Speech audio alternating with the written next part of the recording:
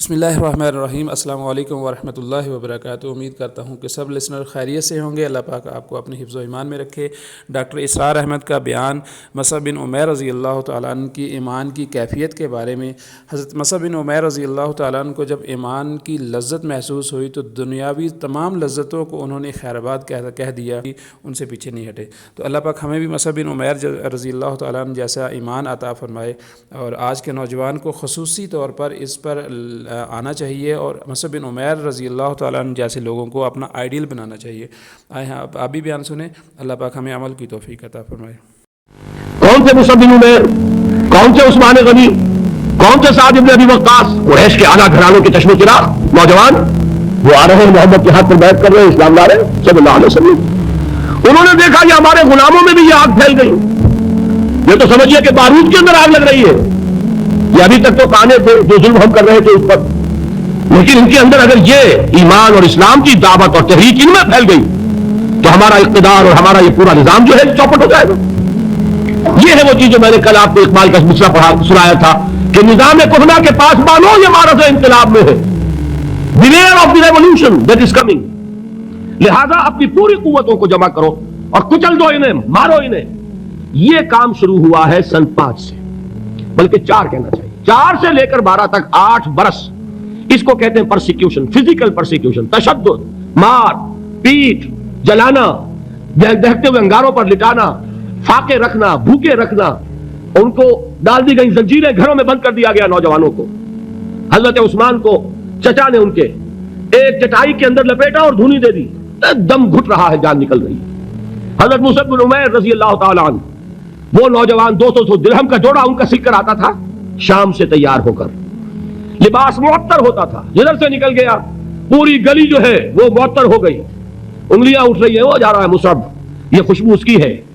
اس مصعب کے ساتھ کیا سلوک کیا؟ باپ تو مر چکا تھا، ماں نے پالا تھا، دولت بہت چھوڑ کر گیا تھا باپ، لہذا ماں نے بڑے ناز و نام میں پالا، بڑے لاڈ پیار میں، 200 درہم کا جوڑا تیار ہو رہا ہے۔ لیکن یہ کہ آپ کو معلوم ہے عرب کے اس معاشرے میں عورت کی کوئی حیثیت نہیں تھی، ماں کا اختیار نہیں تھا، چچا تھا سربراہ خاندان کا۔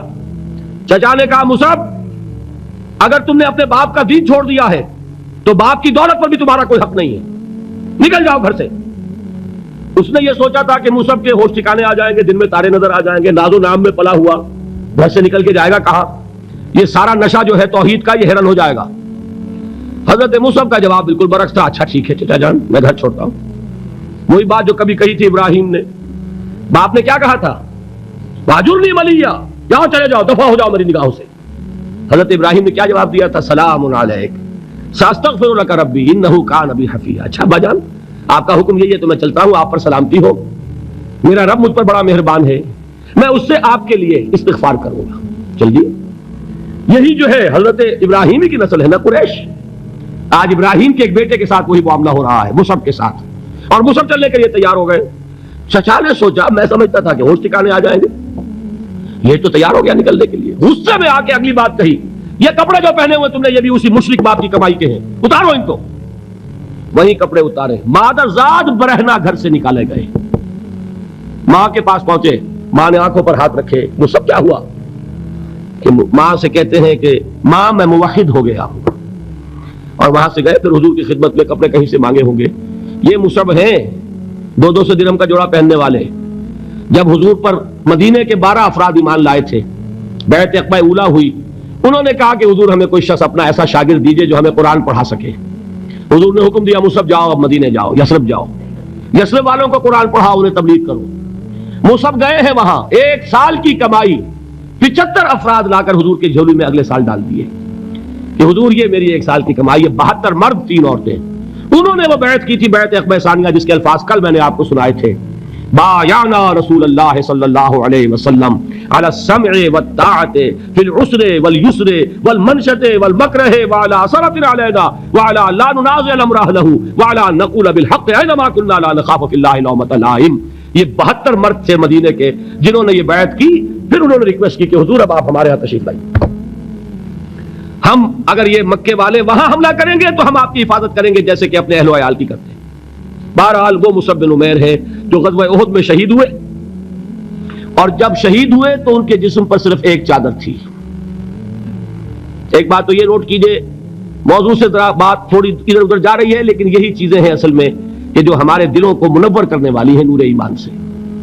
وہ علم بردار تھے غزوہ احد میں، جھنڈا مسلمانوں کا ان کے پاس تھا، ایک ہاتھ پر ایک شانے پر وار پڑا، ہاتھ کٹ گیا، دوسرے سے تھاما، دوسرے پہ کٹ گیا، اب دونوں حصوں کے بچے ہوئے ٹکڑوں سے جھنڈے کو تھاما، گرنے نہیں دیا، یہاں تک کہ شہید ہو گئے۔ گرے ہیں تو جھنڈا گرا ہے۔ شکل میں حضور سے بہت مشابہ تھے، خبر اڑ گئی کہ محمد شہید ہو گئے صلی اللہ علیہ وسلم۔ یہ مصعب بن عمیر کا واقعہ ہے۔ جب ان کو اب دفن کرنے کا وقت آیا، اور شہید کے لیے کفن جو ہے اس کا وہی لباس ہوتا ہے جو شہادت کے وقت ہو، حضور کے سامنے ایک پرابلم پیش کیا گیا۔ حضور، مصعب کے جسم پر تو ایک چادر تھی، اور وہ چادر بھی اتنی چھوٹی ہے، یعنی 2 گز کی چادر بھی نہیں ہے، اس سے اگر سر ڈھانپتے ہیں مصعب کا تو پیر کھل جاتے ہیں، پیر ڈھانپتے ہیں تو سر کھلتا ہے، کیا کریں؟ حضور نے فرمایا سر ڈھانپ دو چادر سے اور پیروں پر گھاس ڈال دو، یہ آخری لباس ہے جو محمد کے اس دیوانے کو اس دنیا سے رخصت ہوتے ہوئے ملا ہے، جس کا 200 درہم کا۔ اللہ پاک سے دعا ہے کہ اللہ پاک ہمیں بھی مصعب بن عمیر رضی اللہ تعالیٰ عنہ جیسا ایمان عطا فرمایا، آمین۔